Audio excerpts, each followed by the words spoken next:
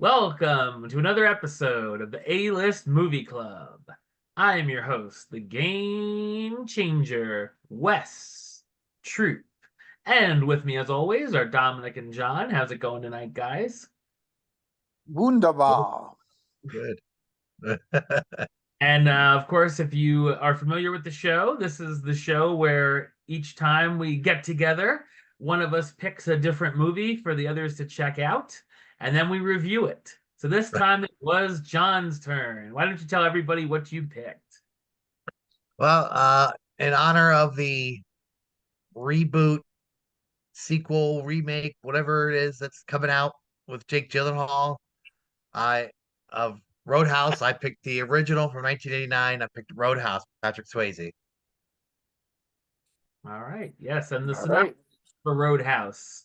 A bouncer hired to clean up the baddest honky tonk in a Missouri town. Armed with a black belt in karate and a PhD in philosophy, Patrick Swayze sets out to tame the double deuce for its owner.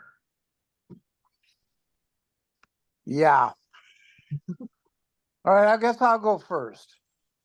I I like remember the when I remember when I first saw this movie, when it first came out, basically, and I liked it. I thought it was a great movie. It was violent. It was just, and then I haven't seen it for 30 years or so, and when we watched it, this movie aged as well unrefrigerated fish. Okay. Um, it was very dated, very, very dated. I mean, nowadays, look, they smoked everywhere in that movie. In bars and restaurants and friggin' church and everything. Like, while he's working and talking, he's smoking. yeah. I mean, Um, his place of work isn't like yeah, that yeah, yeah. great, but Yeah. Which didn't bother me. I mean, there was too much gratuitous nudity in there. I mean, I know that was an '80s thing. I know, late '80s thing. You know what? It was great to watch it for nostalgia. Um, I'd be fine if I never see this movie again. I'm not saying I hated it. I don't hate it because my you'll hear my score. But yeah, I just it's basically I'm basing it my score on nostalgia. So yeah, it was good. It was pretty action filled. It's good.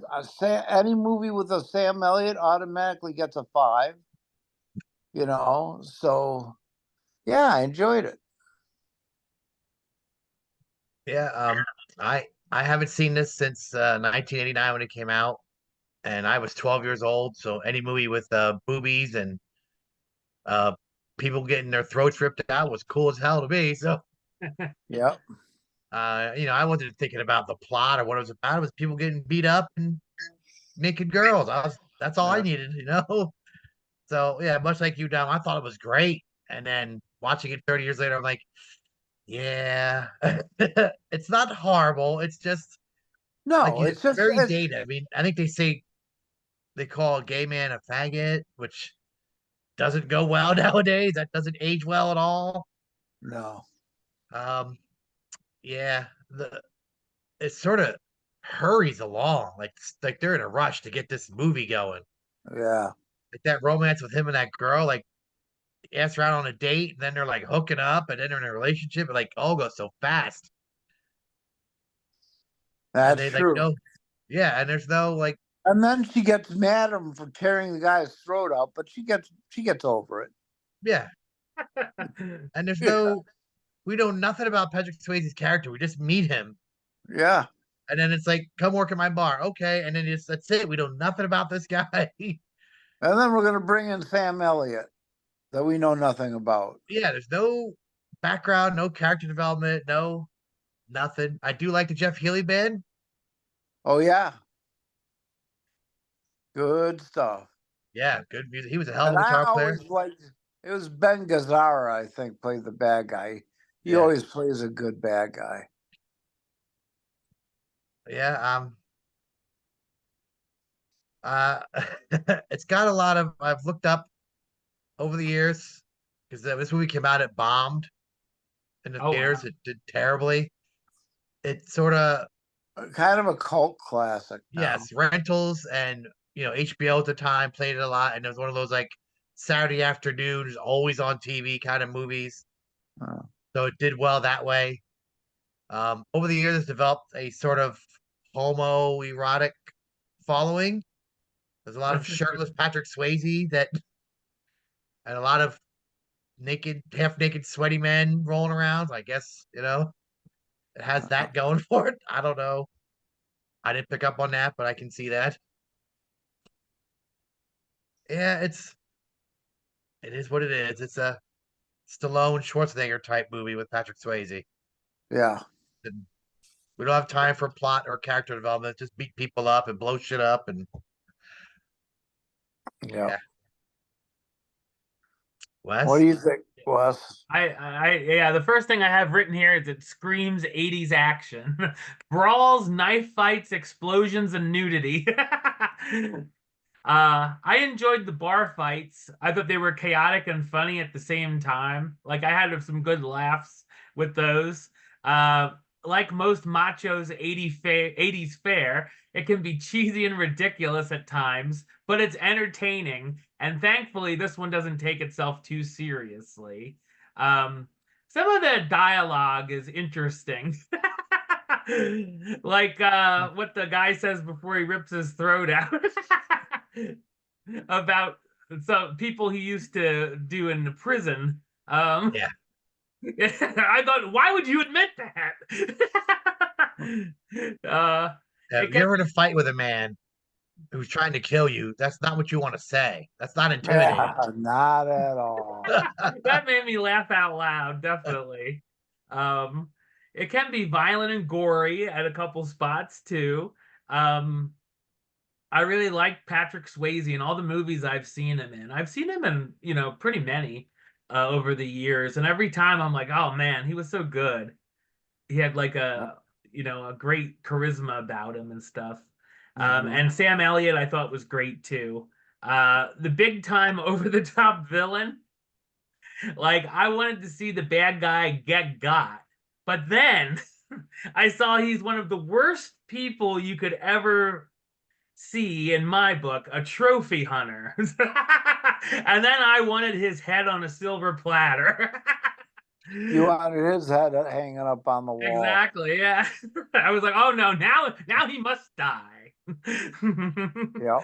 um and I can easily see how this became a cult classic. It's a fun guilty pleasure movie. Yeah, that's all right.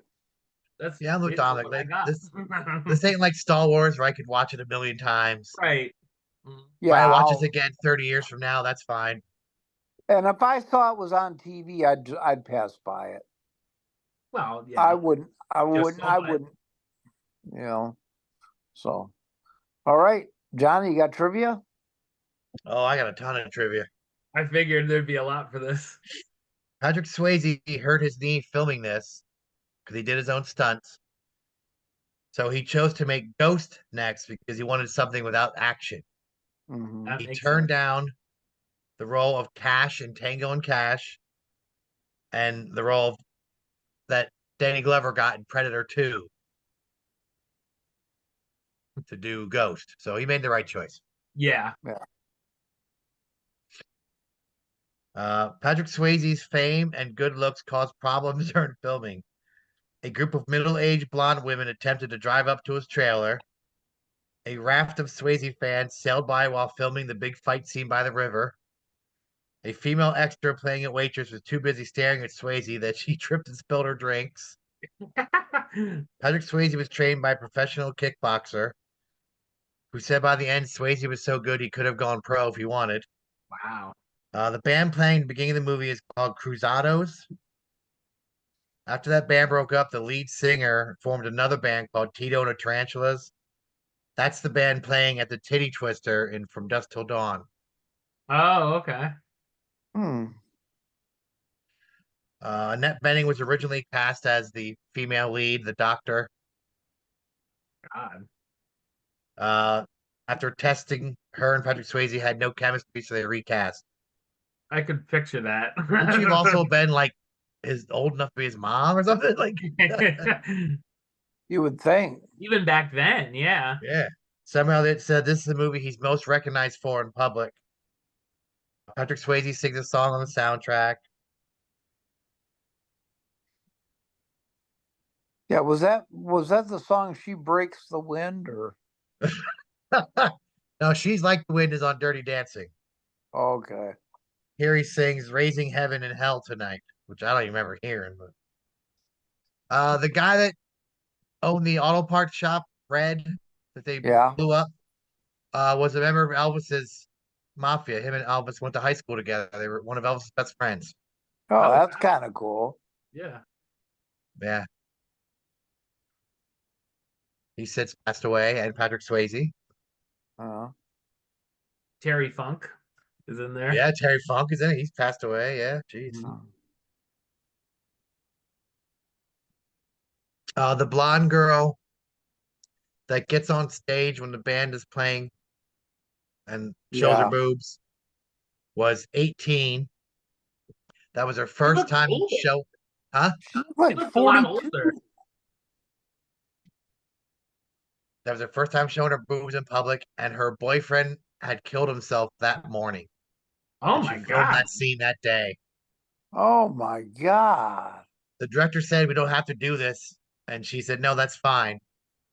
And it took several takes because she kept breaking down and crying. So they finally got one right. God. Oh, She was born in 1970, so that movie came out in they filmed in 88, came out in 89. She'd been 18. Imagine that. You're already nervous about showing your boobs in public. And then phew, I can't imagine. Good for her though. Good for her to be able to do that. I mean, phew, yeah. wow. There was a sequel Well, that no one knows about. So Oh, really? yeah, Jonathan's how do you say his name? Skiach. He plays the bouncer. I don't even know who that is. The guy from That Thing You Do. Oh, okay. Probably not saying his name right, but I, I he's don't in know.